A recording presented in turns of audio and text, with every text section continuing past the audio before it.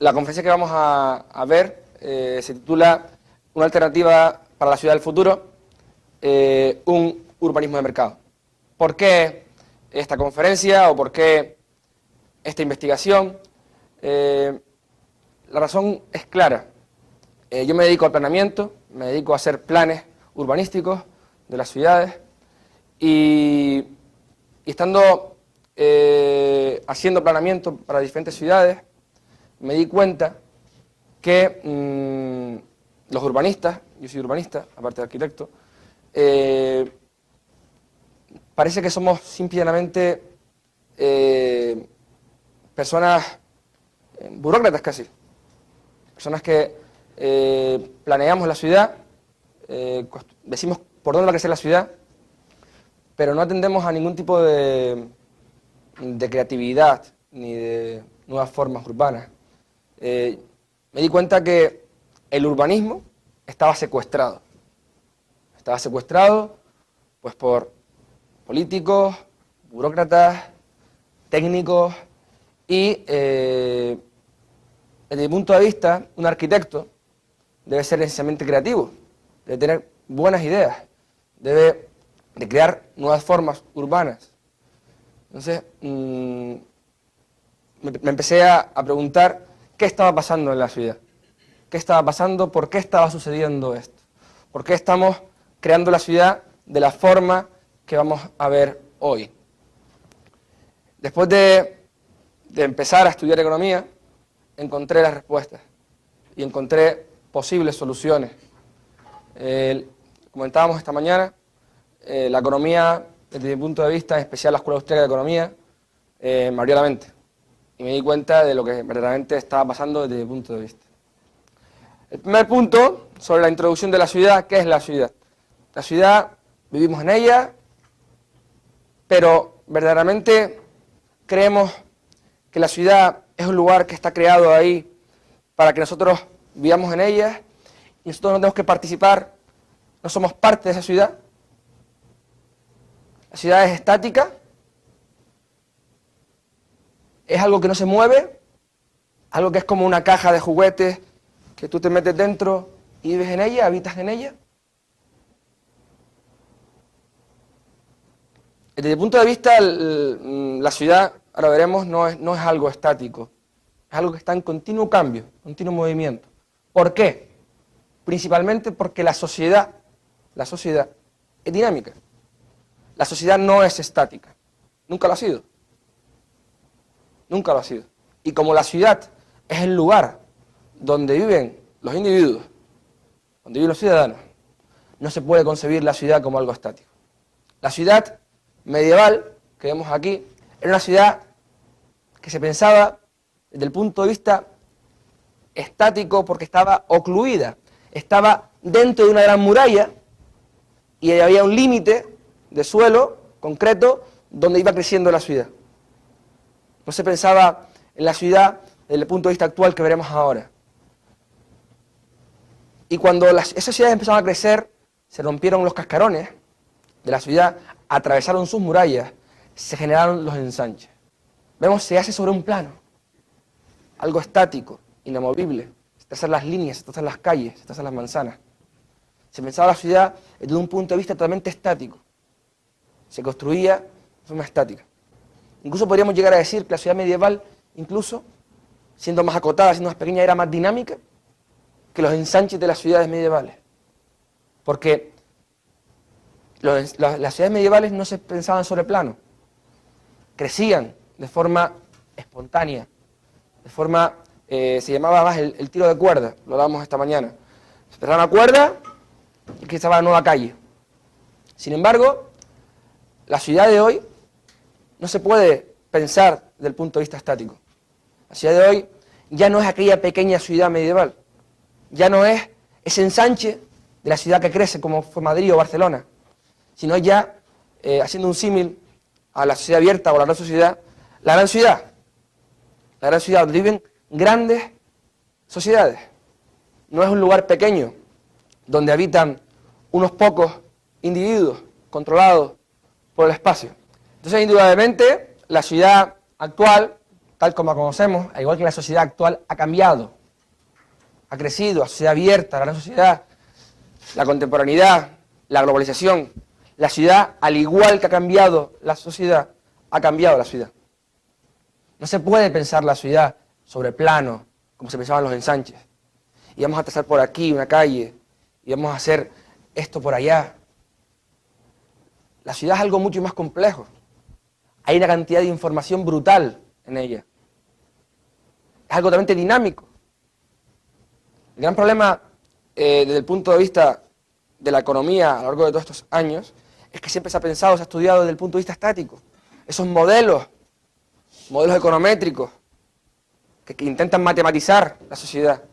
Pues podríamos hablar de que el planeamiento, desde el punto de vista de los ensanches, el planeamiento actual, lo veremos ahora, también se piensa desde el punto de vista estático. Se crean modelos de ciudad perfectos, sin tener en cuenta que la ciudad no es algo estático, inamovible. La ciudad es algo dinámico, algo que tiene que cambiar, que cambia como sociedad. Y ya tenemos que hablar entonces de grandes ciudades o metrópolis. Ya no son pueblos, ya no son pequeños núcleos acotados. Segundo punto, la creación y transformación de las ciudades, el papel de la creatividad, el conocimiento y la función empresarial.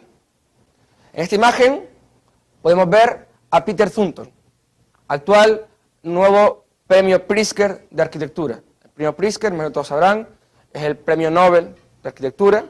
Se le concedió la semana pasada, si no me equivoco, y bueno, ya que se le acaba de conceder el Pritzker, consideraba que podía ser una buena imagen para ponerlo como alguien creativo, alguien que además, si imagino que conocerán su arquitectura, la arquitectura impresionante, la arquitectura llega hasta el propio material, sensible, espectacular. Entonces, indudablemente, la acción humana es creativa. La acción humana es creativa, por su propio concepto. El arquitecto tiene que ser creativo. El arquitecto, desde el punto de vista de la arquitectura, no puede dedicarse a copiar lo anterior. Tiene que innovar. Tiene que ser creativo. Pues lo mismo para las ciudades. No podemos dedicarnos a copiar ciudades. Debemos ser creativos. Cada ciudad es diferente. En otras cosas, porque cada individuo es diferente. Cada sociedad es diferente. Y esas sociedades que viven en las ciudades son diferentes, cada una de ellas. Y por lo tanto no se puede pensar que todas las ciudades tienen que ser iguales. Indudablemente, cada individuo piensa de forma diferente. O sea, el papel del arquitecto, indudablemente, tiene que ser creativo. Totalmente creativo. Arquitecto es empresario. El arquitecto tiene que ser un empresario más. Un empresario más. El futuro es incierto. No sabemos qué va a pasar mañana. No sabemos cómo van a ser exactamente las ciudades del futuro. Y quien diga que lo sabe, está mintiendo. Por eso, hace falta de la creatividad para resolver esa incertidumbre. Un futuro abierto, un futuro de muchas posibilidades. Veremos actualmente que esas futuras posibilidades, ese futuro abierto, se quiebra por completo con los sistemas urbanísticos actuales. Y cada idea nueva, cada nueva creación que se haga, transforma el mapa, transforma la ciudad. Ya, en el momento que hacemos un nuevo edificio, en una zona de la ciudad, ese edificio es nuevo, el espacio lo ha transformado, el mapa lo ha transformado, la visión espacial de la ciudad ha cambiado. Un edificio o introducir árboles de 40 metros frente a pequeños setos de 10 metros. De 10 metros no, perdón, de metro y medio. La visión espacial es diferente. Cada cosa, cada acción que se haga, transforma el mapa, transforma la ciudad. Para construir la ciudad, para crear ciudad, existen dos tipos de conocimiento. Existe el conocimiento de tipo científico, que podríamos hablar, fórmulas físicas, estructuras, saneamiento, fontanería. Un científico está en los libros, está en internet también. Un conocimiento además que este tipo centralizado, está en un lugar, está articulado, es fácil de conocer. Igualmente sabemos que si necesitamos un conducto de un flujo de agua de X litros por hora para satisfacer a una población determinada en un punto X, el conducto tiene que tener el diámetro tal.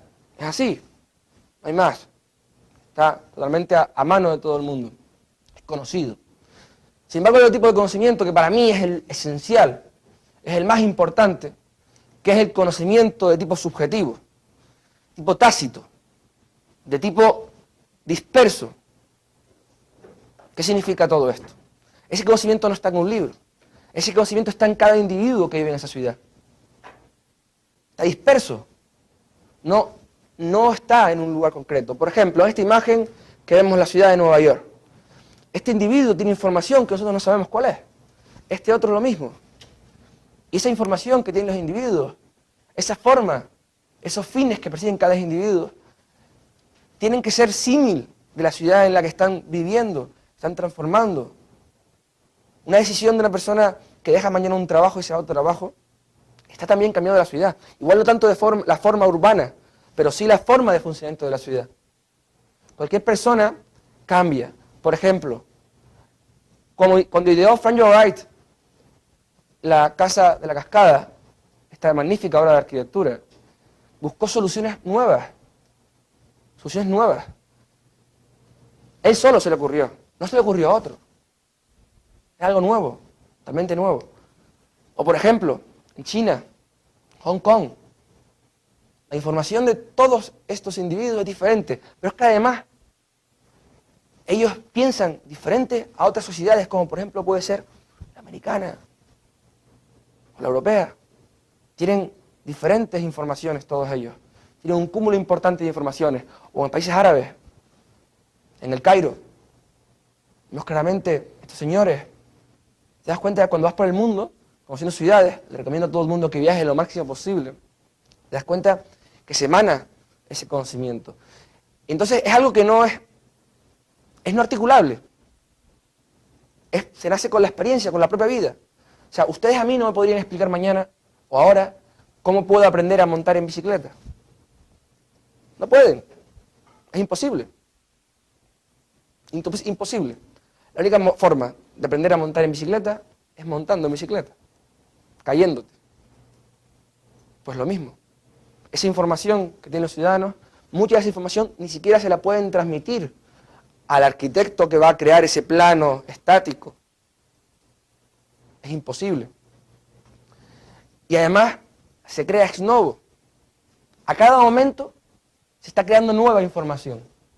Nueva información. Cuando se suele decir, yo solo sé, cada vez estudio más, pero sé menos, y mucha gente piensa que, bueno, sí, está muy bonita la frase y tal, ¿no? Pero es una realidad. Porque a la velocidad que tú puedes estudiar y tú puedes aprender, o por lo menos yo, es muy, muy, muy, muy inferior a la velocidad que están creando nuevos conocimientos a cada momento. Estoy convencido, además, que con lo que yo les estoy contando a ustedes hoy, si a alguno le interesa, estoy convencido que se le ocurrirán nuevas ideas, que a nadie antes se haya ocurrido. Siguiente punto importante desde el punto de vista de la creación de ciudad, la función empresarial. Como veis aquí, traigo la imagen de la Madre Teresa de Calcuta. ¿Por qué pongo esta imagen? A veces se confunde ser empresario con un ser malvado, con una persona ansia de ganar dinero. Pero no es así. Todos ustedes, todos sois empresarios. Todos. El ser humano es empresario por naturaleza. La acción humana es emprendedora, empresario, el que emprende algo, el que emprende la acción. Persigue un fin. Todos. La Madre Teresa fue una gran, magnífica empresaria. Su fin fue ayudar a la gente. Y se las inventó y se las reinventó para buscar soluciones para ayudar a la gente. Fue una magnífica empresaria. Y la función empresarial debe ser también pieza fundamental de la creación de ciudad, y para el arquitecto debe ser algo fundamental. Debe de buscar soluciones para la ciudad. Debe de crear nuevas formas de ciudad donde el ciudadano quiera vivir. Existe un problema que es la escasez de medios. El suelo, por ejemplo, es un bien escaso. Si algo no es escaso, no tiene valor económico. Y el suelo es escaso. Además, hoy en día, las ciudades se crean escasez artificial del suelo porque son totalmente intervenidas. Entonces es fundamental la función empresarial para poder buscar las mejores formas posibles para ese recurso escaso, transformarlo y aprovecharlo de la mejor manera posible. Solo mediante la función empresarial podemos encontrar soluciones, desde mi punto de vista. Y además, coordina intertemporalmente los problemas. Dice en cada momento cómo se debe crecer, cómo debemos hacer las cosas para intentar solucionar problemas del futuro. Y fundamental, y vuelvo a hacer hincapié, la función empresarial, su esencia es creativa. La creatividad siempre va ligada a la función empresarial. No se puede entender la función empresarial sin la creatividad. Es imposible. Todos estos puntos que he explicado, de forma concreta, al final veréis por qué he explicado esto. Vamos a pasar al tercer punto, que es el punto sobre cómo se están creando hoy en día las ciudades. Y luego vamos a establecer un marco posible para el futuro. Existen dos tipos de marcos posibles. Antes existen muchos más, pero estos son los que se me ocurren a mí por lo menos. Un marco de tipo cartesiano, tipo estático, de orden cartesiano, en el cual se quiere imponer un orden exógeno a las cosas, a la sociedad, a la ciudad en este caso, y de tipo centralizado. Existe otro tipo de marco, que es el marco de orden espontáneo, que muchos de ustedes supongo que les suena, que es de tipo endógeno, es interior, no es centralizado y exterior desde el punto de vista de vamos a crecer por aquí, vamos a hacer esto por acá, yo conozco todo y soy el mejor, el más poderoso, y sé cómo tiene que ser la ciudad de los individuos, sino que es un orden endógeno. De la propia sociedad cambia la ciudad y de tipo espontáneo. Y lo más importante, que para mí es pieza clave, dinámico. Es dinámico, no es estático. Para mí la grandeza de la Escuela Austríaca de Economía es porque ha sido la primera en entender y estudiar los problemas económicos desde el punto de vista dinámico. Eso es fundamental. Pues lo mismo de cara a las ciudades. ¿Por qué las ciudades se están estudiando como vemos ahora desde el punto de vista estático, cuando es algo dinámico?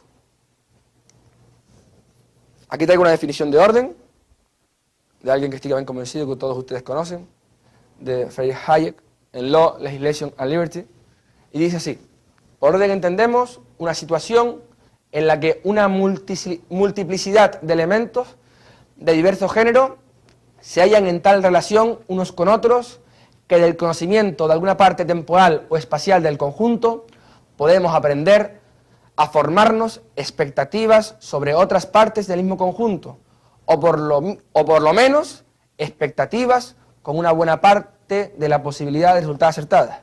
Eso es un orden, un concepto de orden. Muchas veces se solemos oír, hay que ordenar esta ciudad. Hay que ordenarla, está desordenada. ¿Está desordenada o tiene su propio orden? Esa es una duda que os dejo ahí para que piensen sobre ella. ¿Las ciudades están desordenadas o tienen su propio orden? ¿Es así o no? Entonces, el primer marco, el marco tipo de orden cartesiano, la ciudad es algo estático. No se concibe como algo que cambia continuamente, algo en continuo movimiento. Además, como decía hace un momentito, su orden es exógeno y artificial. Existe un orden central, exterior, que dice, así debe ser la ciudad, porque yo sé más que nadie y sé además la ciudad que necesitan los individuos, porque ellos son ignorantes y yo sí lo sé. Además es centralizada, como decías hace un momentito, y el plan de la ciudad, el proyecto de ciudad, se interpreta como mandatos coactivos. ¿Qué significa esto de mandatos coactivos? Mandatos que eliminan la función empresarial, eliminan la creatividad. Ahora veremos poco a poco, estratificadamente, cómo se están generando las ciudades hoy en día. Como ejemplo, traigo el plano del ensanche de la ciudad de Barcelona. Un ensanche sobre el plano, este es el plan Cerdá, muy famoso en España, la famosa Diagonal de Barcelona. Barcelona es una ciudad magnífica y preciosa, recomiendo que la visiten si no la conocen. Madrid también lo es. Y bueno, vemos claramente cómo se concibe la ciudad sobre el plano, estático, totalmente regulado, totalmente concreto. La manzana es de este tamaño, la calle de este ancho, no es algo dinámico. El segundo marco, el marco de orden espontáneo. La ciudad se concibe como algo dinámico. No se piensa desde el punto de vista centralizado, no se intenta ordenar de tipo exógeno. Ella misma va cambiando, continuo movimiento, cambia, se genera nueva ciudad, vuelve a cambiar. Es cierto que los procesos de cambio de ciudad no son unos procesos que se hagan a toda velocidad, pero si nos damos cuenta, visitamos una ciudad, por ejemplo, voy a poner un ejemplo que puede tener trampa, pero si visitan Berlín hace 10 años y visitan Berlín ahora, dicen, bueno, ¿cómo ha cambiado esto? También es verdad que Berlín hace 10 años se estaba reconstruyendo después de una trágica destrucción de la guerra, ¿no? Pero aún así, a la velocidad que también pueden cambiar las ciudades, que nosotros pensamos que es algo muy lento, llega a ser muy rápida. Luego, el orden es endógeno y además los planes no se piensan como actos coactivos, sino se piensan como proyectos de ciudad. Nuevos proyectos, nuevas ideas, nuevas posibilidades.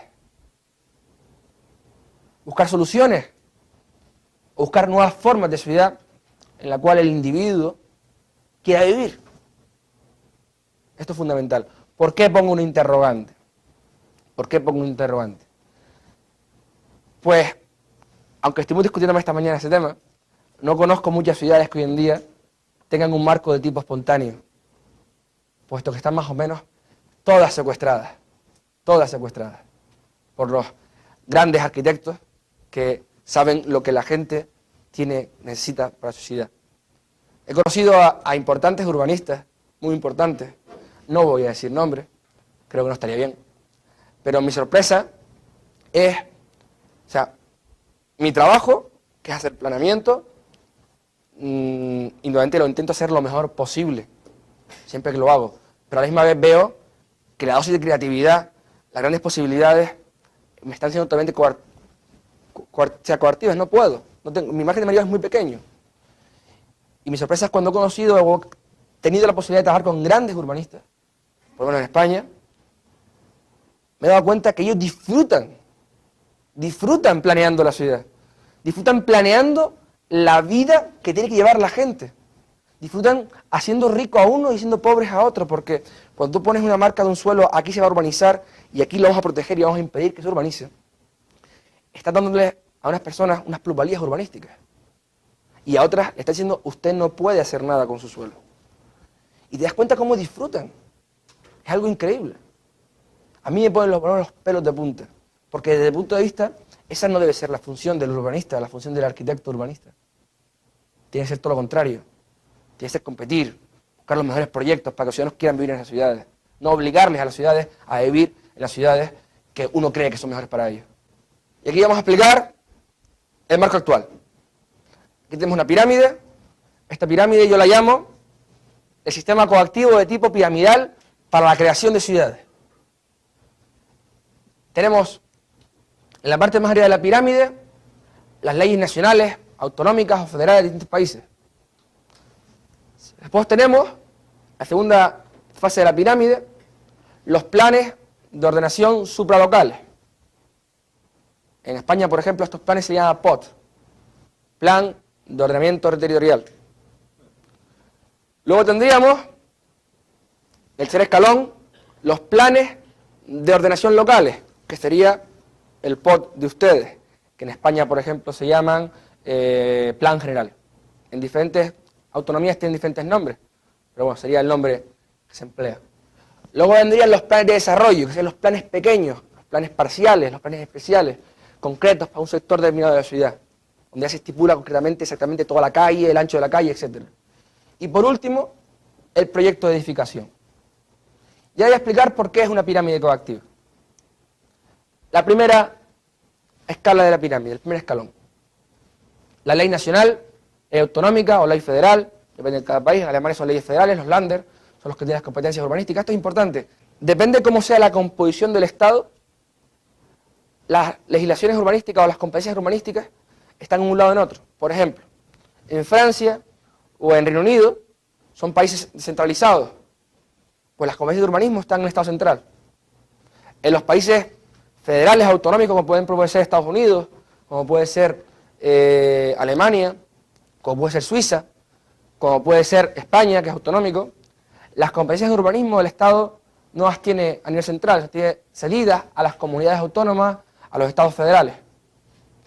Y en los países de tipo regionales, tipo regionalistas, como Holanda o Italia, las competencias están divididas entre administración central y regiones. Entonces, ya sea cual sea el punto donde está la competencia urbanística, ¿qué hacen estas leyes? ¿Qué suelen hacer? Bueno, en primer lugar, establecen el estatuto jurídico de la propiedad. ¿Y qué hacen concretamente? Los derechos de desarrollo del suelo los nacionalizan. O sea, usted tiene suelo, es suyo, pero el derecho a poder construir sobre el suelo no es suyo. Nosotros se lo vamos a dar en cada momento determinado. Por lo tanto, han nacionalizado por completo ese derecho. Y además, ¿qué hacen esas leyes también? Monopolizan la asignación de los usos del suelo. ¿Qué significa esto? Pues también, que el único que tiene competencias para hacer planeamiento y decir en cada suelo qué usos tiene que haber es el Estado. Esa ley, la que estipula esa competencia. Luego, regulan el planeamiento. Dicen cómo debe ser el planeamiento. Establecen diferentes tipos de suelo. Por ejemplo, en España hay 3 clases de suelo. Está el suelo urbano, ya construido, ya urbanizado, ya edificado. Está el suelo urbanizable, suelo que se va a urbanizar, que se va a poder urbanizar. Y suelo no urbanizable. Allí no puedes hacer nada. Son clases de suelo estipuladas por la legislación. Además, el planeamiento estipula edificabilidades máximas. Por ejemplo, una región como por ejemplo Castilla-La Mancha en España. Es una comunidad autónoma, en su ley autonómica, se llama la LOTAU, estipula que la edificabilidad máxima para suelos de nueva creación debe ser, o incluso de nueva creación o no de nueva creación, por ejemplo, transformación de una ciudad nueva o tirar antiguo y meter nuevo, el coeficiente de edificabilidad máxima, para que ustedes entiendan lo que es el coeficiente de edificabilidad máxima, es la cantidad de metros construidos que podemos meter por metro cuadrado de suelo en un lugar. Pues bien, el coeficiente de edificabilidad máxima en Castilla-La Mancha es 1. 1. O sea, no se puede hacer ningún plan, ya cuando se vaya a hacer el siguiente escalón de la pirámide, sabemos que cualquier plan que se vaya a hacer no puede poner ningún tipo de edificabilidad mayor a 1. ¿Cuál es la edificabilidad de Nueva York? ¿Alguien lo sabe? ¿Alguien lo sabe por aquí? ¿O alguien que sea una cifra, por ejemplo, más o menos? Venga, alguien, por favor. Usted. Más o menos, 25 aproximadamente. ¿Qué significa eso? Que en Castilla-La Mancha jamás podrá existir un Nueva York. Está prohibido por la ley. Es 1 lo máximo. No se puede crear un Nueva York en Castilla-La Mancha. No con eso quiero decir que Castilla-La Mancha tiene que ir a Nueva York. Nueva York es fantástico donde está. Cada lugar también de su ciudad. Pero con este mandato coactivo se está impidiendo la posibilidad de crecimientos urbanos, por ejemplo, de alta densidad en altura. Por ejemplo. Además, establecen reservas de suelo mínimas.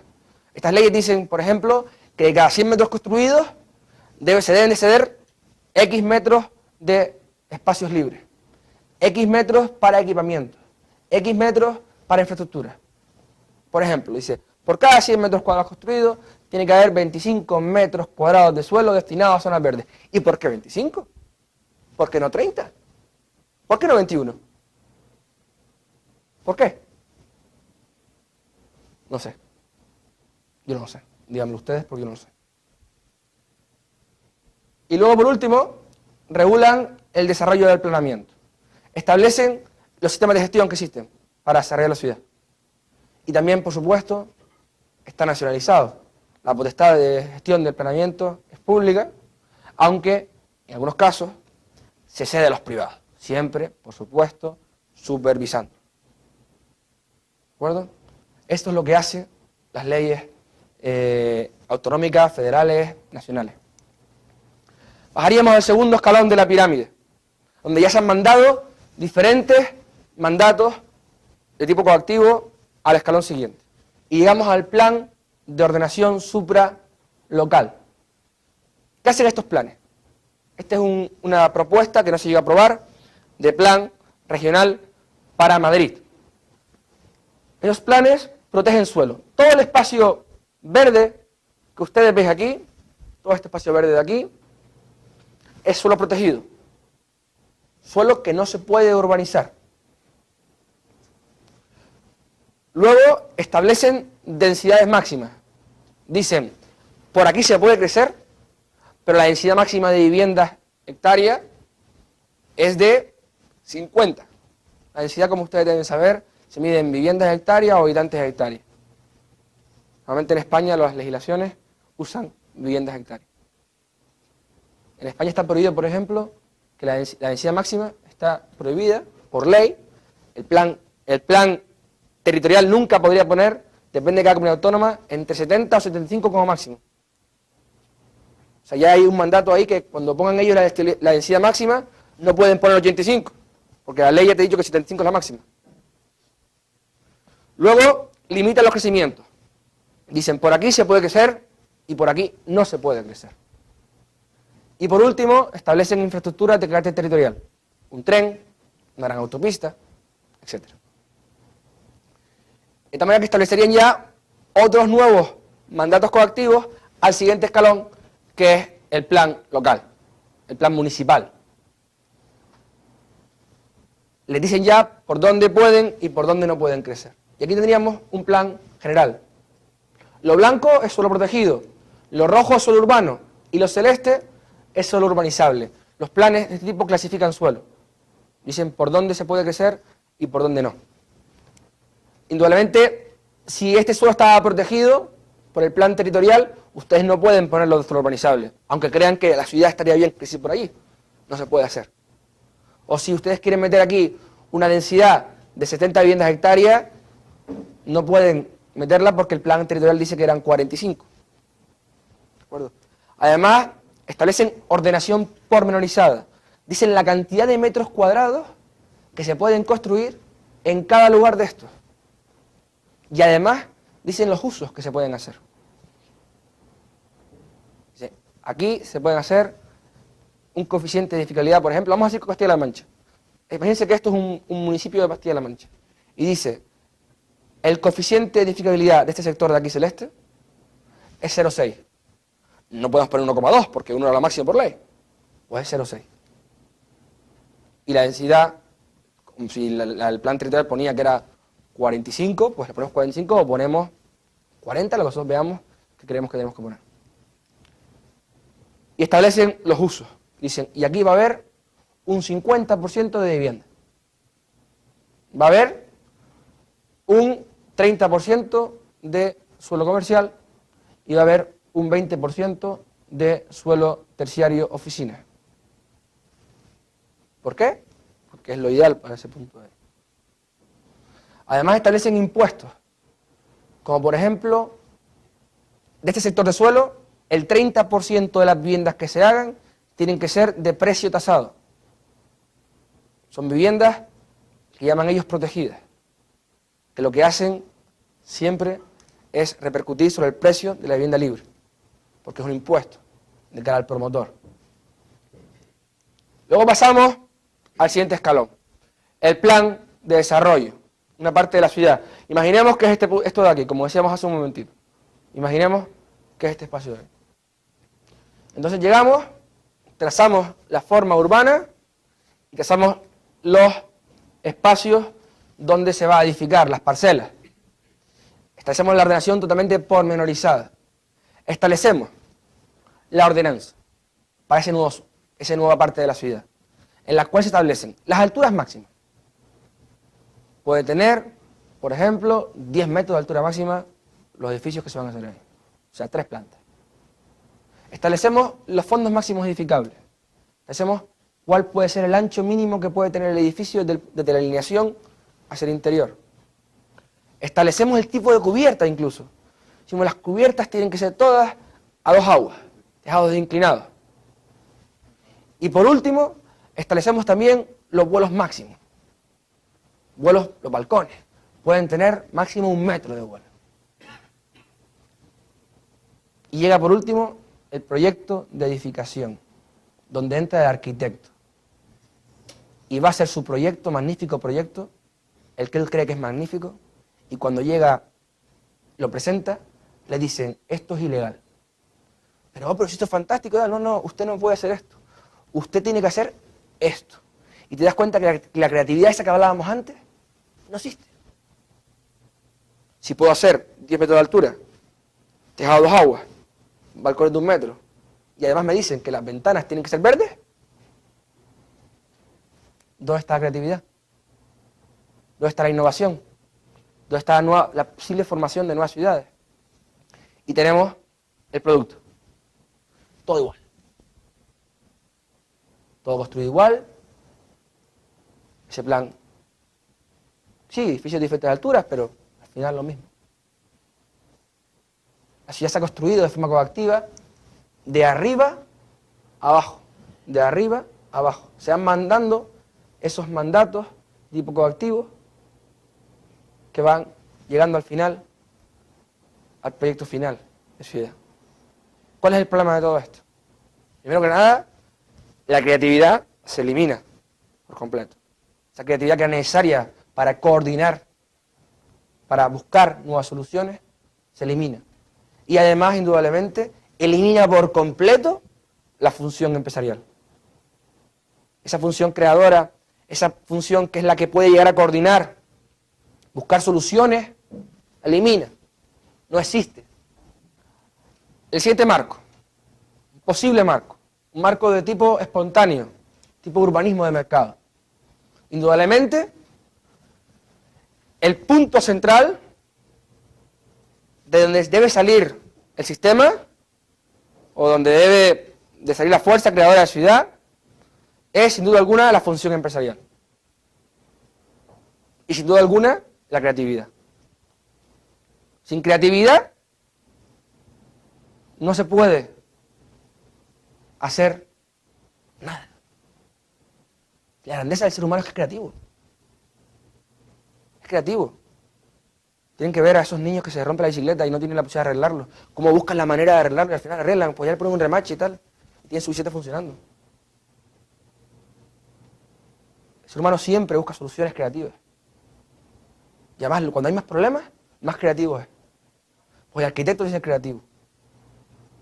El plan tiene que ser siempre, o el proyecto, a mí me gusta hablar de plan. La palabra plan es una palabra que a mí se pone los pelos de punta. Me gusta hablar más de proyectos, de ideas. Los proyectos, las ideas de ciudad, de ser creativa. Y luego tendríamos en torno a ese punto central de la creatividad y la función empresarial diferentes puntos. Por ejemplo, fundamental, la libertad. La libertad, el libre mercado, es algo vital, fundamental. Y además tiene que haber un respeto absoluto a los derechos de propiedad. Es vital. Es vital porque la propiedad privada, lo hablamos también esta mañana, sin la propiedad privada no podría haber sociedades. Bueno, mejor todavía. Sí podría haber sociedades porque ha habido sociedades sin propiedad privada.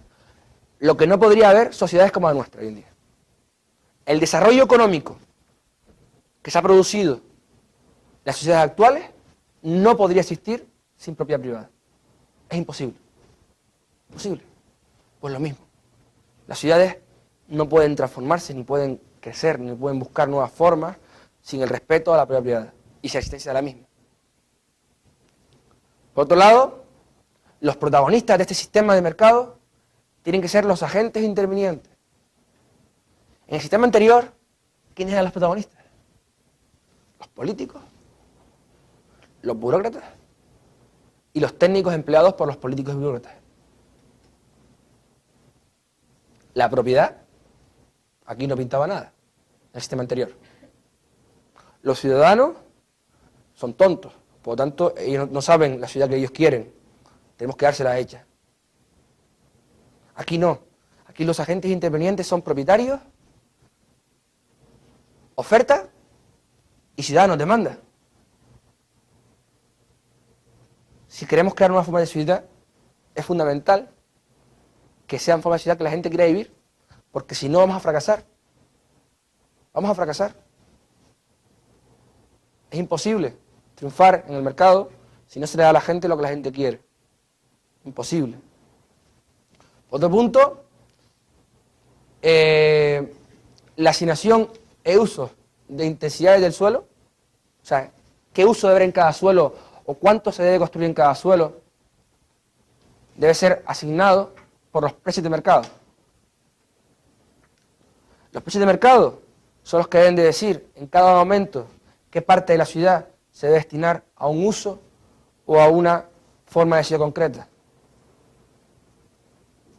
Mucha gente dice, es que si ustedes dejan libertad de mercado, todo se urbanizaría. No veo por qué. La gente quiere vivir en ciudades donde hay parques.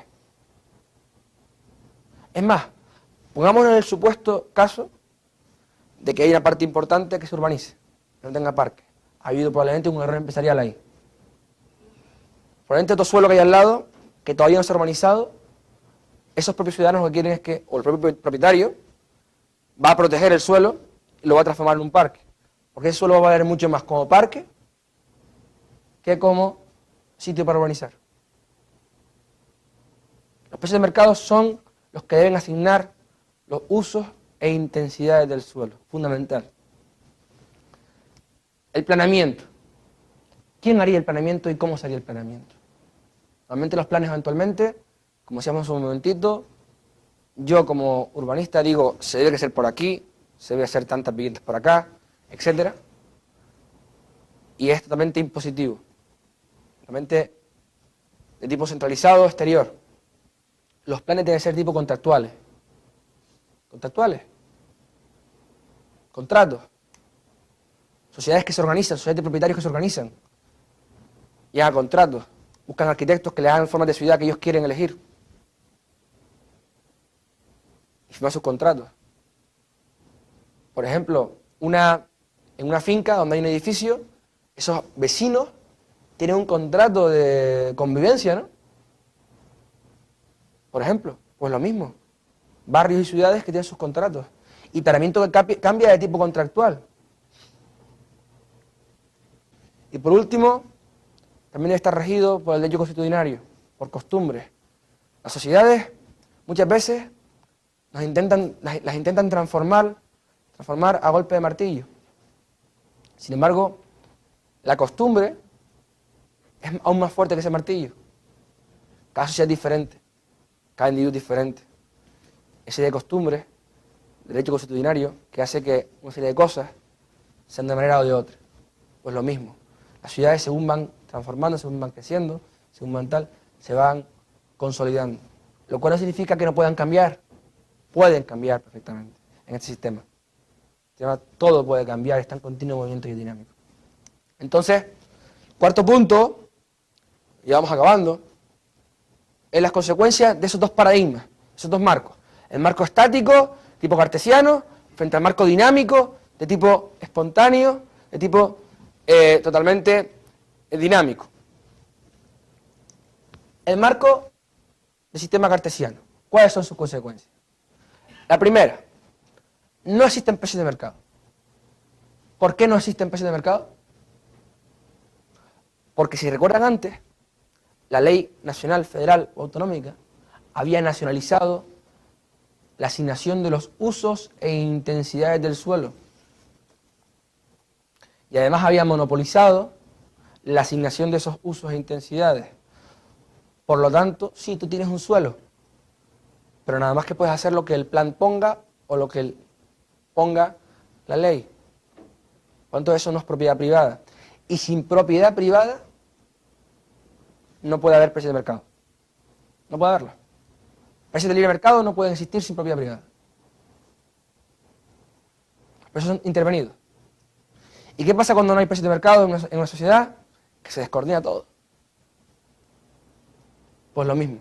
Cuando no hay precios de libre mercado para las ciudades crecen de forma desajustada, desordenadas, descoordinadas, los usos e intensidades del suelo se pone muchas veces en sitios a lo mejor donde no es necesario, o peor todavía, se pone en zonas donde es necesario crecer a mucha intensidad, se ponen bajas intensidades y bajas densidades, y todo eso provoca desórdenes en el futuro.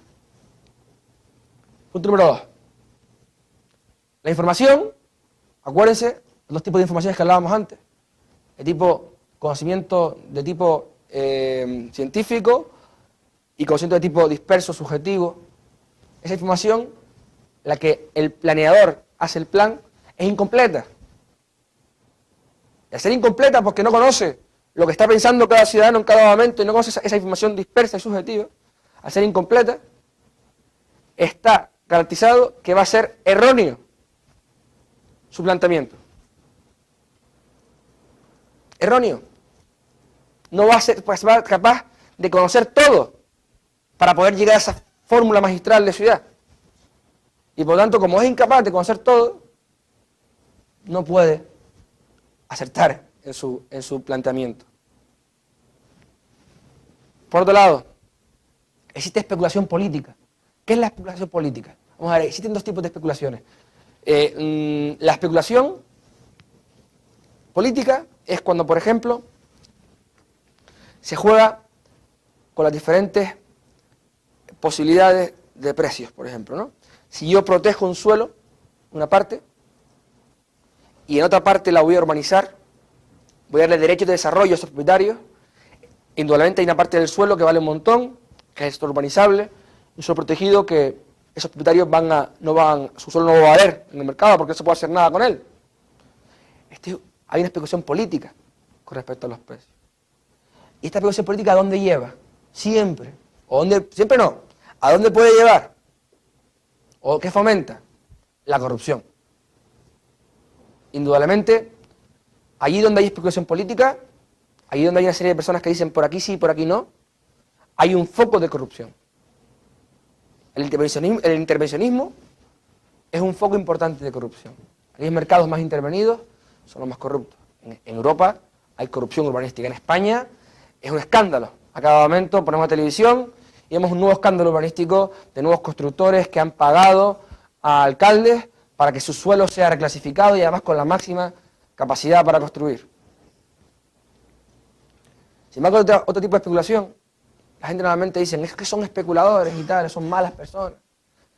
Hay otro tipo de especulación que no es la política, que es la económica, que es totalmente necesaria, porque es la que coordina la escasez relativa de los medios en la relación intertemporal.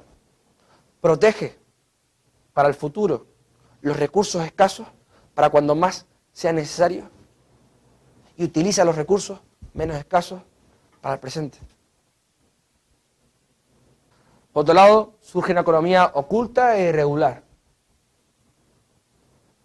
Se compran pisos, se compran suelos, dinero negro. Bueno, no sé si aquí se emplea para dinero negro. ¿Se emplea aquí? Dinero negro es aquel dinero que no se pasa por el fisco, no se pasa por Hacienda. Bueno, pues, el tipo de urbanismo fomenta también ese tipo de economía. Además, se elimina la posibilidad de crear nuevas formas de ciudad. Esta parte para mí es fundamental. Si es la pirámide coactiva y da de arriba a abajo, cuando llegamos a intentar buscar nuevas formas es imposible. No existe esa posibilidad. El arquitecto tiene las manos atadas, totalmente atadas. No puede hacer nada. Hay formas de ciudad que todavía no se han inventado. No existen, pero no nos dejan crearlas. Es imposible. Se constituye por completo la ley y la justicia.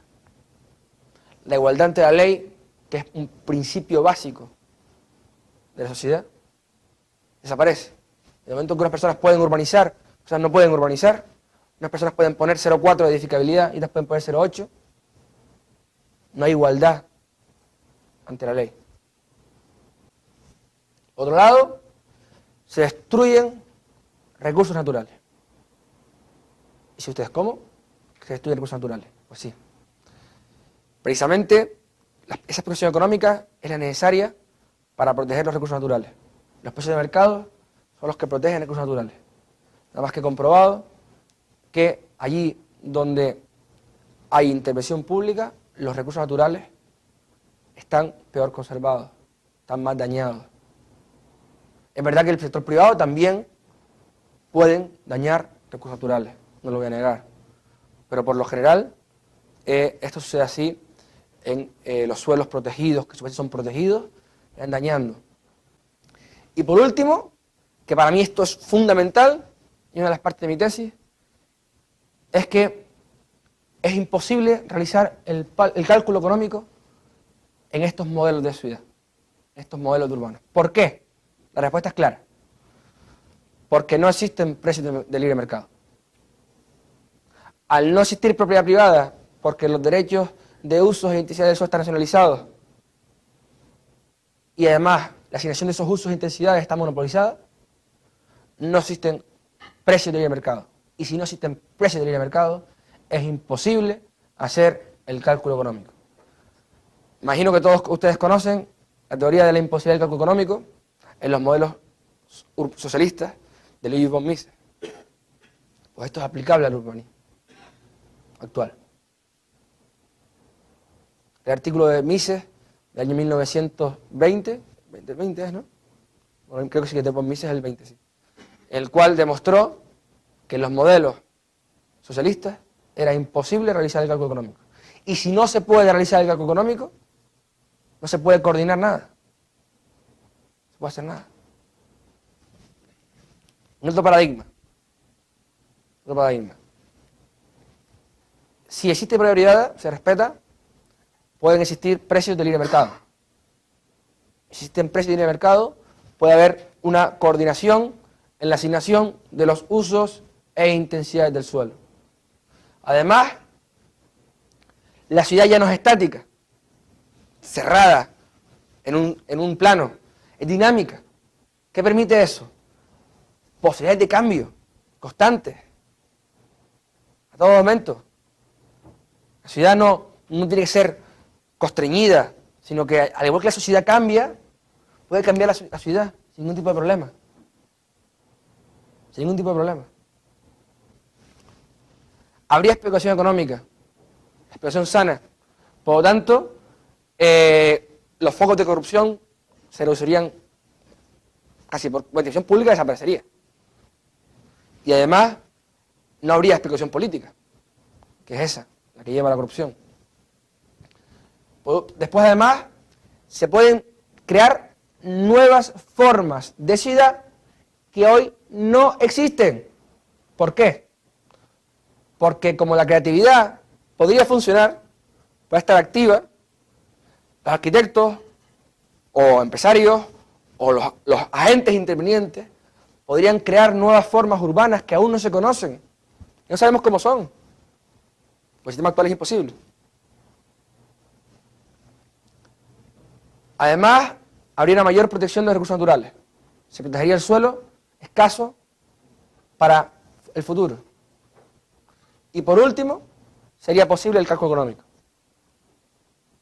Pieza fundamental para coordinar cualquier tipo de proyecto, de crecimiento, de transformación. Y ya para terminar, traigo dos imágenes. Son un poco tendenciosas. Esta primera imagen es una imagen de la película Dark City. ¿Os suena a ustedes Dark City? ¿Alguien la conoce, Dark City? ¿Usted? Bueno, ¿le importa comentar a los compañeros cómo consiste la película? Es un mundo, una serie de humanos que han sido secuestrados por unos alienígenas. Y los alienígenas quieren descubrir qué es lo que impulsa al ser humano a ser humano. Entonces sacan la esencia de todos, son unos inques. Y la ciudad se transforma todos los días. El grupo de seres humanos son un experimento. Entonces les asignan funciones todos los días para ver cómo es que ellos se pueden convertir en seres humanos. La película tiene unos efectos especiales de Murphy. Entonces a las 12 de la noche todos los días la ciudad se vuelve a transformar.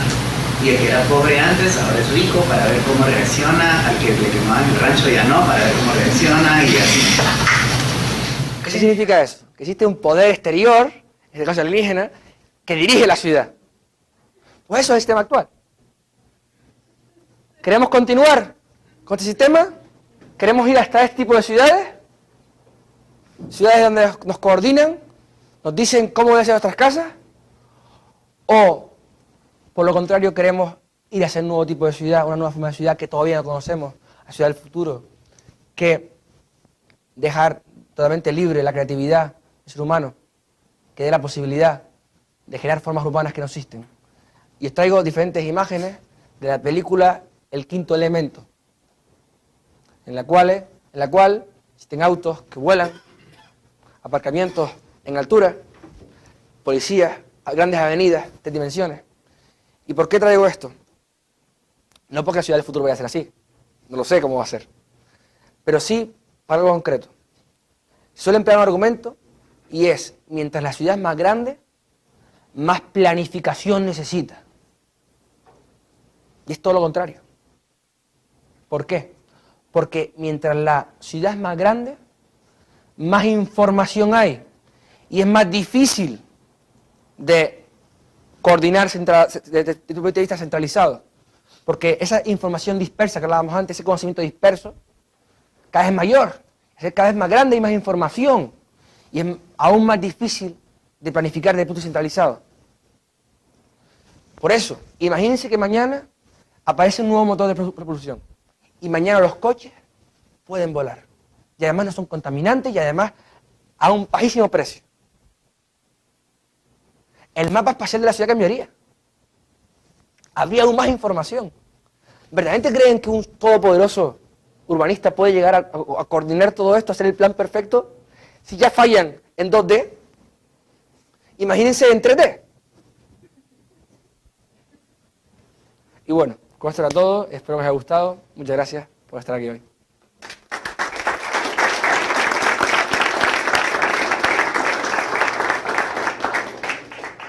¿Cómo digamos, previene en una cuestión totalmente libre y espontánea que al lado de mi casa me pusieran un laboratorio de desechos tóxicos? Vale, vamos a ver. Indudablemente, el derecho contractual, indudablemente protege esas cosas. Pero yo no tengo ningún contrato ni ninguna relación con esto. No, usted al entrar en una ciudad está firmando contratos con esa forma urbana que existe. Y si esos contratos impiden eso, por ejemplo, indudablemente usted puede comprar casas tranquilamente que no pueden poner al lado eso que usted dice. Y si lo ponen es un delito. Sin embargo, si no existe un contrato que estipule eso y si lo crean, usted ha errado al comprar la casa y no se dio cuenta que existía ese problema. Había unos costes que usted asimilados sin darse cuenta. Entonces, por lo tanto, habría, ante ese conflicto, la justicia tendría que buscar una solución. Pero indudablemente, cuando usted ejerce un contrato, usted compra una casa, cuando usted compra un nuevo suelo, hay derecho contractual. Por lo tanto, usted tiene que ver ese contrato y ver qué se puede y qué no se puede hacer. No previene, no impide eso, previene la posibilidad dinámica de que haya un desarrollo para cambios de uso con el tiempo. No, porque, por ejemplo, ese barrio, esos propietarios se pueden coordinar para cambiar el uso. Hacer un nuevo contrato entre todos ellos. Sí, pero sí estamos quedando entonces que hay ciertas, digamos, bloques o unidades urbanas que pueden crear esos reglamentos espontáneos. Vale, eso es importante, eso es importante. Primero, aquellas sociedades que se coordinan mejor son las sociedades que más han avanzado. Eso creo que está claro. Aquellas ciudades que se coordinen mejor sus ciudadanos serán aquellas ciudades más competitivas, con mayor crecimiento, no urbanístico, se puede ser crecimiento económico, mayor bienestar social, porque no puede haber bienestar social sin crecimiento económico, eso es fundamental. Pero el tema del barrio es importante. ¿Por qué? Al final la ciudad es un todo, pero no es un todo. La ciudad no se puede pensar desde el punto de vista único, una cosa única, concreta. Y en la ciudad existe un montón de unidades, para empezar está el individuo, el ciudadano. Luego estaría la familia, luego estaría la vivienda con los vecinos, el edificio, luego estaría el barrio, luego estaría la suma de barrios, y luego estaría la gran ciudad, y después está la metrópoli. Entonces, indudablemente, eso lo hablaba el otro día yo con Mordo que fue, el tema, por ejemplo, del zoning inglés, tenía un problema, es que zonificaba los espacios. O sea, aquí vamos a hacer solamente oficinas, aquí vamos a hacer solo viviendas. Crean zonas de ciudad totalmente habitables de 8 de la mañana a 6 de la tarde, esas oficinas. Pero luego, a partir de 6 de la tarde, son ciudades desiertas, donde no hay nadie. Pues los barrios de ciudad, a día de hoy por lo menos, la sociedad está yendo hacia zonas heterogéneas, donde hay diferentes tipos de usos, oficinas, comerciales, viviendas, comercio. ¿Por qué? Porque al final la ciudad está activa las 24 horas del día. Y cada barrio es diferente. Usted entra en la ciudad de Madrid, y Madrid no es única, sino cada barrio tiene sus características. Cada ciudadano de cada barrio más se siente identificado con su barrio. Incluso hasta su forma de vida es diferente. Entonces, el concepto de barrio, el concepto de unidades dentro de la propia ciudad es fundamental para entender la ciudad. Y es rico además que haya muchos barrios diferentes. No sé si respondo a esto con la pregunta. Eso siempre, el comercio, trabajo, oficina, residencial, digamos, educación, todo eso sí funciona, solo como que faltara un lugar para manufactura. Industria. Bueno, normalmente la industria se suele situar, bueno, en las ciudades industriales, la industria está metida dentro de la ciudad. Las ciudades comunistas, por ejemplo, Moscú, ¿quién conoce Moscú de aquí? Usted, ¿cómo es Moscú? ¿Cómo son las nubes de Moscú? Gris. ¿Por qué? ¿Son nubes? ¿O qué son? Exacto. Es humo. Humo gris. ¿Por qué? Porque la industria está dentro de la ciudad. La ciudad comunista también intervenida, medían las industrias, los obreros dentro de la ciudad, los obreros trabajasen. Y las casas además al lado de la industria. Normalmente la ciudad actual, que busca esa... Bueno, la ciudad actual debe estar centralizada, pero la industria ha sacado de las zonas residenciales. Y lo lógico, en un tipo de sistema de ciudades competitivas, de ciudades creativas, que buscan nuevas formas de vida, calidades de vida, es que no pongan industria en el barrio. Porque sería contaminación. La crisis inmobiliaria, en mi opinión, es la consecuencia número 9 del orden cartesiano que pusiste 8 consecuencias. ¿Por qué? Porque yo como presidente de Guatemala digo, vamos a hacer 300,000 viviendas, por poner un ejemplo. Se lo debo luego a los alcaldes, bueno, ellos vienen y dicen, nos vamos a hacer aquí. Bueno, ahí están las viviendas. Ahora vienen los bancos y dicen, no le puedo prestar dinero a esta gente, lo que sucedió en Estados Unidos. Entonces viene una ley que dice que todos tenemos derecho a una vivienda y por favor, hay una casa. Entonces, en consecuencia, esta gente no va a poder sus créditos, etcétera, y caemos en una crisis global. No estoy yendo más lejos, pero siento que por ahí va el orden cartesiano. Orden espontáneo y libre mercado. No le voy a responder la pregunta, ¿sabe por qué? Porque le voy a invitar el jueves a que venga a la conferencia. A todos. Respondo a esas preguntas en el jueves, porque el jueves la conferencia es sobre esto. Pero le adelanto algo. La crisis actual, además indudablemente de estar incentivada por ese tipo de planeamiento de tipo coercitivo, cartesiano, de planificación central, viene también motivada por otro sistema, también cartesiano, también coercitivo y también planificado, que es la banca central. Que es la banca central. Que hablaremos el jueves. Pero la suma de banca central más la suma de estos planeamientos hacen que se buscan crisis como la de hoy en día, y veremos además cuáles son sus consecuencias en la forma urbana. En la conferencia del jueves, primero vamos a explicar la crisis, por qué se produce. Esa va a ser la primera parte de la conferencia.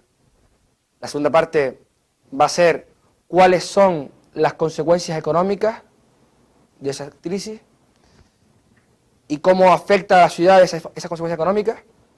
Y la última parte es cómo afecta el sistema actual de banca central con dinero fiduciario, con reserva fraccionaria y con expansión crediticia sin base al ahorro al crecimiento de las ciudades.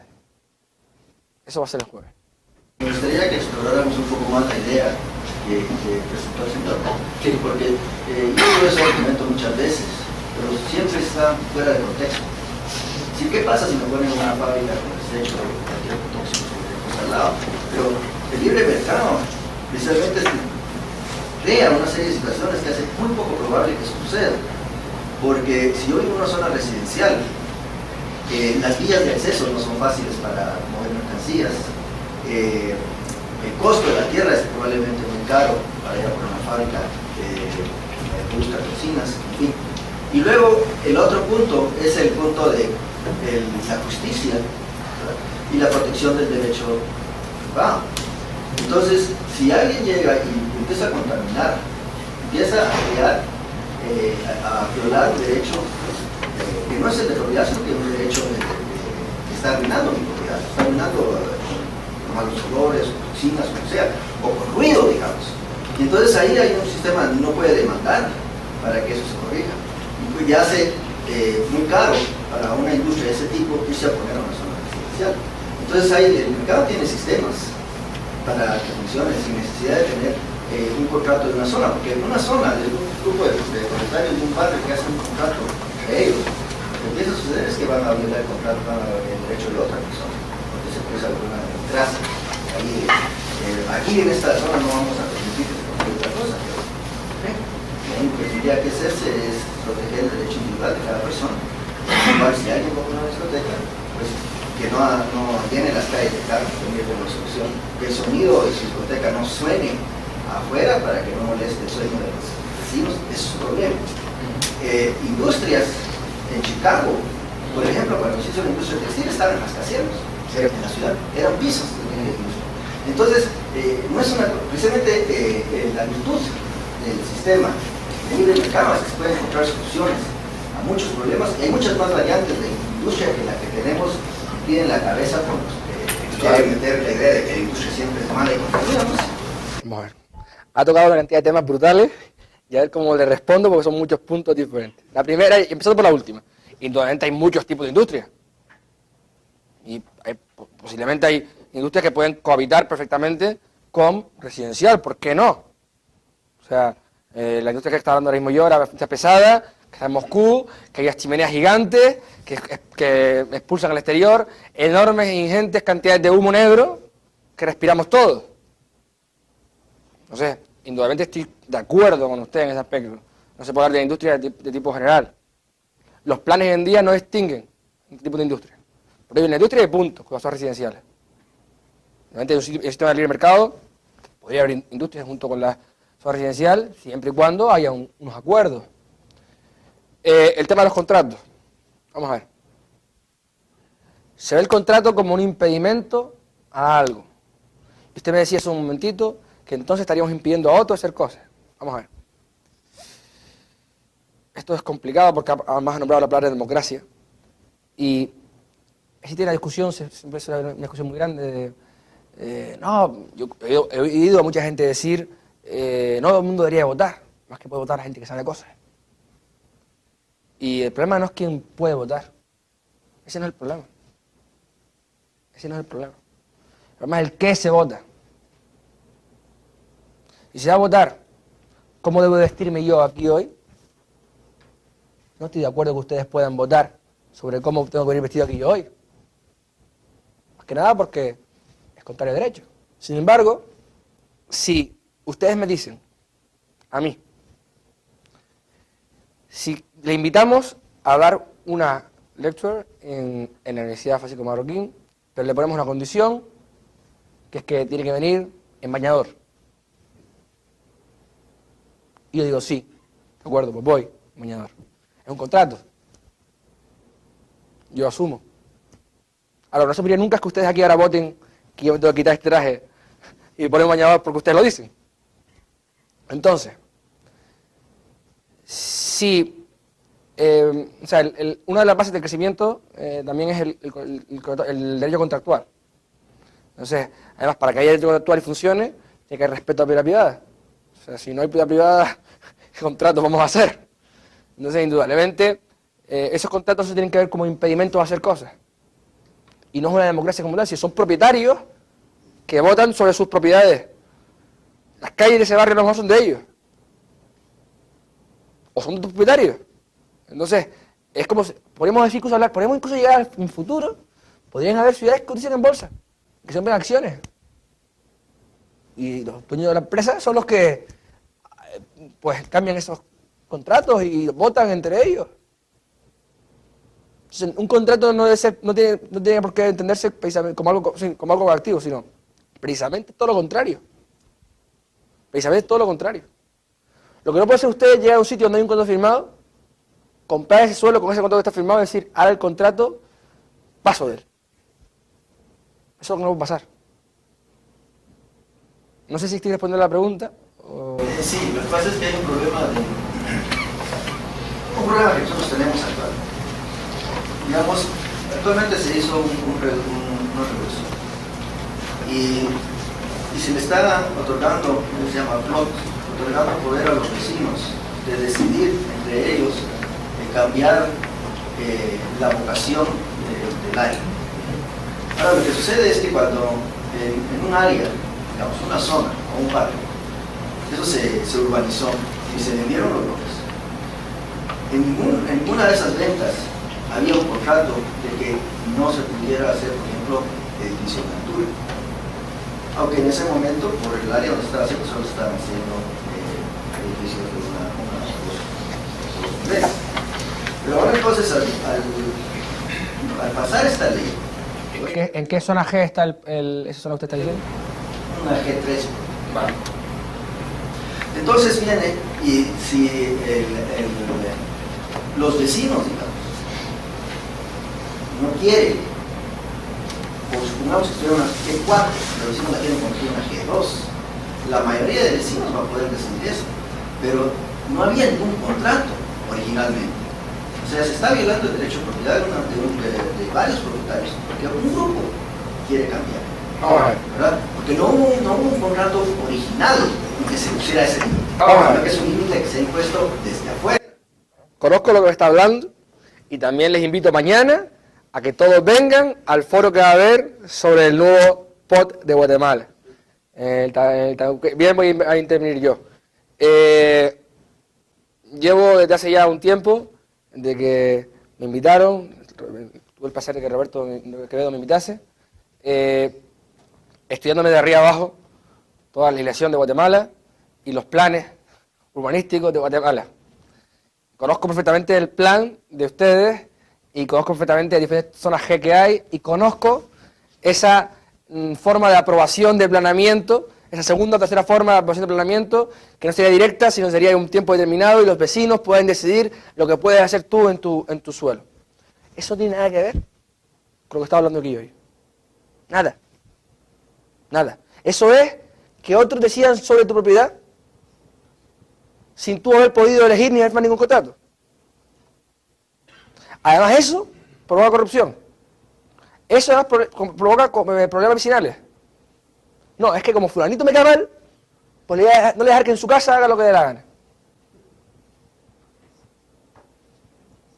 Vale. Pero eso no tiene nada que ver con lo que estamos hablando de derecho contractual y estamos hablando de urbanismo y libre mercado. Nada. Pero eso lo veremos mañana. Y les invito a todos que vengan, además. Todo ese problema, eso asume que estamos en un país donde hay reglas claras y que uno puede acudir a instancias para protegerse, y eso simple y sencillamente no es así. Yo soy perfecto ejemplo. Yo vivía en la zona viva, en una casa que antes eso era un barrio residencial. Me pusieron una discoteca en esta pared, otra discoteca en esta pared, ningún aislamiento de sonido, olores de cualquier cantidad de cosas que estaban consumiendo, tráfico que no podía entrar uno a su casa a partir del jueves, porque ya te encontraba uno carros parqueados en el garage, en la entrada del garage. Yo pasé 2 años poniendo demandas en el Ministerio de Ambiente y Recursos Naturales, en la municipalidad. Todo lo que estaba ahí era ilegal, no podía ni siquiera estar autorizado. Descubrí que no estaban ni siquiera registrados los negocios, estaban simplemente operando. Y en 2 años no pude hacer absolutamente nada más que lograr que a uno de los negocios le metieran una multa después de un legajo así de grueso de papeles, de 1.400 pesos. La pregunta del millón es si bajo el plot lo vas a lograr evitar. Yo creo que la economía de mercado tiene muchas más salidas en el que vos le vendas a este discotequero y que pongas su discoteca, porque bajo el esquema actual lo que vas a generar es corrupción. Y igual si lo quieren hacer ilegal lo van a hacer. Al final de cuentas lo que lo paró sacando fue un comité único de barrio. Y no porque él hubiera quebrado, fue porque decidió cerrar el negocio y vendérselo a alguien más. Y cuando yo me di cuenta que estaban remodelando, en fin de semana, por cierto, que esa era otra cosa. Con nocturnidad y alevosía, que se suele decir, ¿no? Los inspectores municipales de obras que andan viendo si uno está con licencia o sin licencia solo trabajan de lunes a viernes. Entonces esta gente empezó a trabajar sábado y domingo y de lunes a viernes no pasaba nada. Yo los agarré ahí, fui a poner la denuncia, dije están trabajando solo el fin de semana. Me dijeron que había un comité único de barrio y ese comité único de barrio lo cerró antes de que inaugurara. Y así fue como se logró que eso no que se evitara que funcionara, pero sí tuvieron que aislar el sonido, por lo menos eso.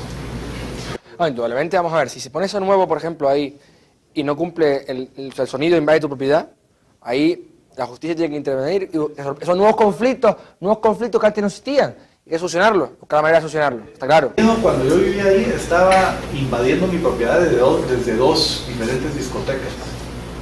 Era ilegal, hay un reglamento municipal que le pone un límite a las áreas residenciales, a las áreas de uso mixto y a las áreas comerciales.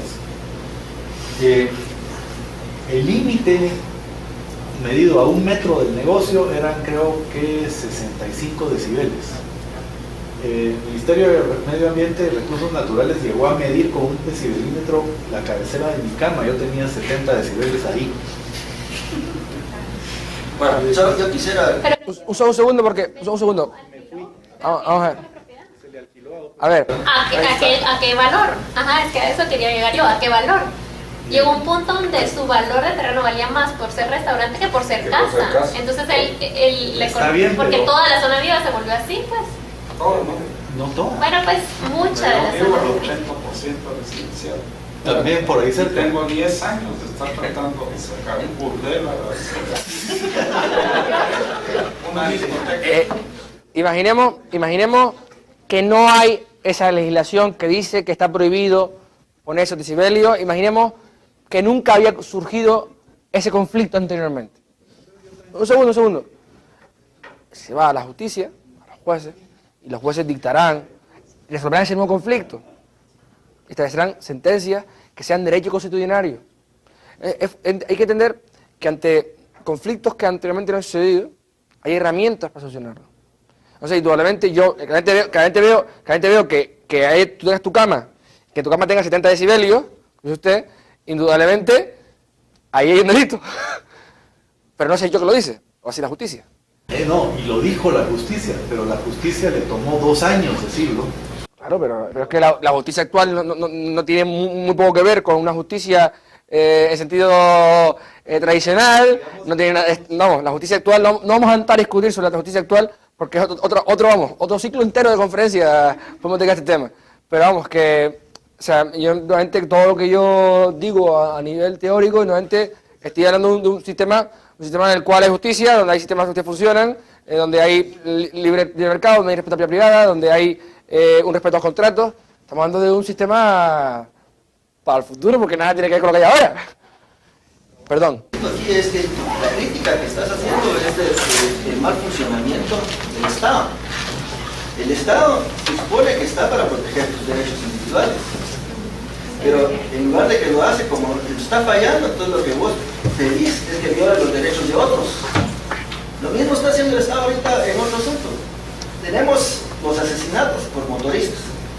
Entonces, en lugar de resolver ese problema, lo que hace es poner una ley que viola el derecho de los demás motoristas.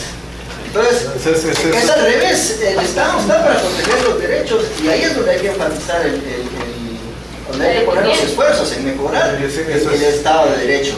No en poner un Estado que esté violando más derechos. Esa es de las cosas más estúpidas que hoy... Entonces hagámoslo con los carros también. Una pregunta al revés. ¿Qué pasaría si tú tenés tu casa y tú sí quieres exponer un negocio? Porque tú ya no quieres vivir ahí porque compraste en otro lado. Bueno, entonces es que hay un reglamento existente, y si yo quiero poner un negocio, el reglamento existente dice que no puedo, pero el problema es que aquí, como no hay ninguna consecuencia a quebrantar las leyes, lo ponen. O sea, eso es ahí está el problema, siento yo, aquí en Guatemala, por lo menos. Toda esta situación obviamente es una cosa que no se puede resolver de una forma puntual. Yo creo que mañana, lo que está diciendo Gonzalo, mañana vamos a tener un foro que creo que va a ser muy interesante. Traer tomates. ¿Ah?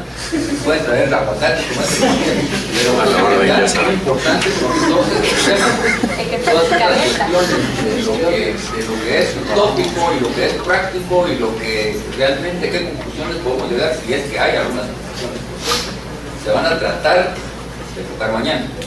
Así es que creo que es muy interesante que se hayan traído a la colación todos estos puntos y vamos a tratar mañana de hacerlos un poquito más dinámicos, ¿verdad? No sé si hay alguna otra pregunta. No. Les agradecemos muchísimo, le agradecemos. Gracias.